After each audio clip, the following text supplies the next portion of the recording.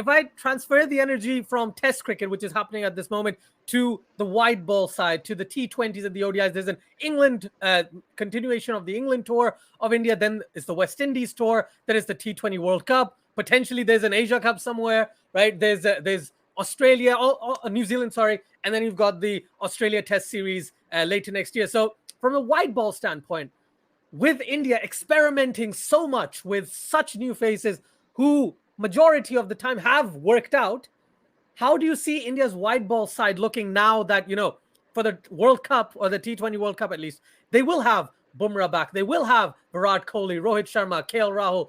How do you see that side faring, especially considering you've had Deepak Hooda performing really well? You've had Ravi Bishnoi when he played a couple of games performing well. You've had really good performances from Ishan Kishan as well to an extent. So how do you fit this Indian white ball side with the legends or the more experienced players of the past? Look, there's no doubt that the depth of talent that Indian cricket has, especially in white ball cricket, is probably unmatched, Ajay, right? This has a lot to do, yes, the IPL, but also the system, what Rahul Dravid as the under-19 coach, what Rahul Dravid as the NCA coach, what he's done. India's B team could still go out and beat several top-notch teams. I'm not going to look too much into the Ireland series where the second match really should have been won by Ireland. I think many Indian fans would be like, yeah, actually, hum log wo match haare, though they won by 4 runs. But in a World Cup year, which comes literally a year after last World Cup, the question is, how much have you gained? I'm not swayed by India's #1 ranking after beating New Zealand like 3 days after they played the T20 World Cup final. You beat West Indies, Sri Lanka. Wo sab bhool ja, right? Are you able to move beyond Shaheen Shah Afridi's 2 balls 9 months ago when you line up at the MCG in October?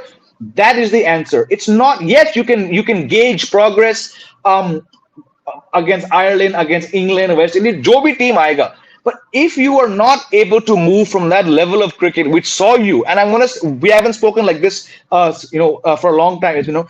India went into that last year's T20 World Cup as favorites because it was their home World Cup. It was supposed to be in India.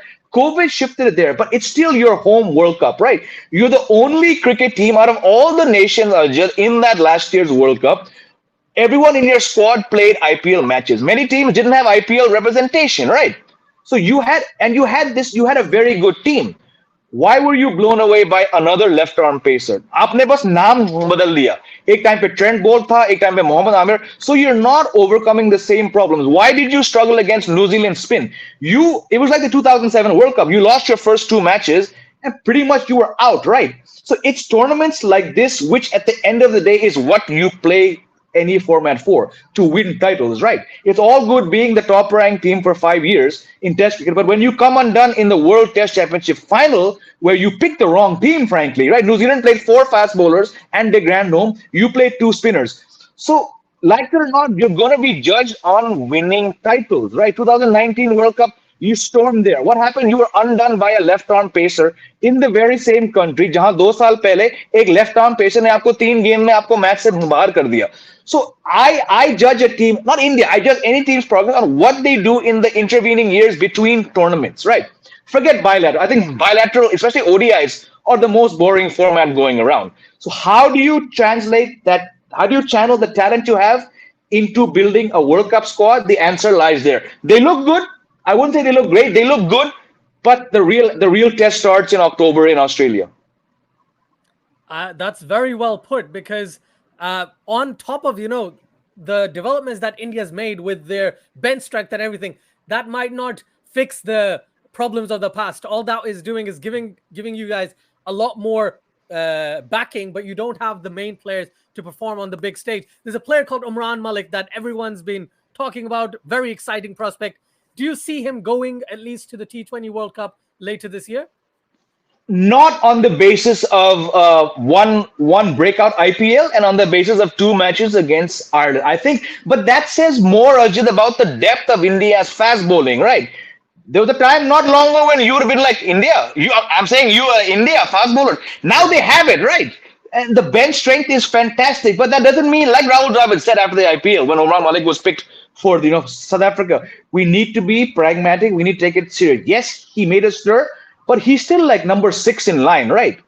The good thing he has is the guy can bowl 153, 6 balls of an over, right? Abhi raw hai wo, but it's fantastic to see that pace. And I think the fact that he spent those 2.5 months with someone like Dale Steyn, that's where he's gonna stand to learn. He's young, he's raw. It's not like if he doesn't play the World Cup, he's gonna go away.